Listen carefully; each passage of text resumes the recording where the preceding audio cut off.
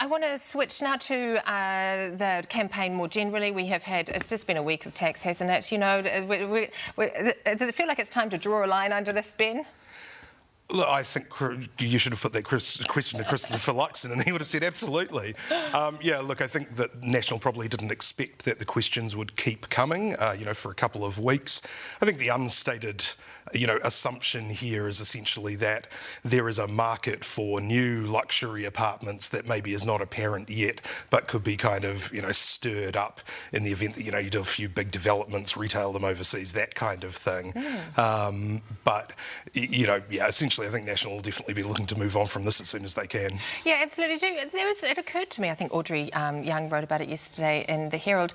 She was saying perhaps this is actually not that bad actually for National, Ella, because there are people who are out there who probably like the idea of their houses going up. I mean, I've got 3 daughters who are millennials who are interested in what this means for them in terms of taxes. So, and that's the same for the students at university that I encounter.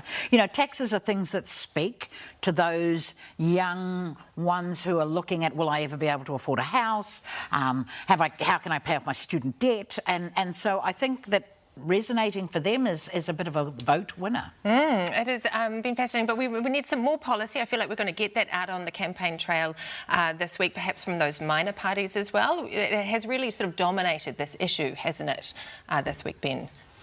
National's tax loopholes at the expense of everything else. Yeah, because this is a very small target election for both major parties. They both want to fight it on cost of living. Obviously National with its tax cuts, Labour with fresh fruit and vegetables and all of their little freebies. And so it is the minor parties who are really kind of carrying the flag for sort of substantive change. We've seen that with the Greens, much more substantive reform on both welfare benefits and tax reform.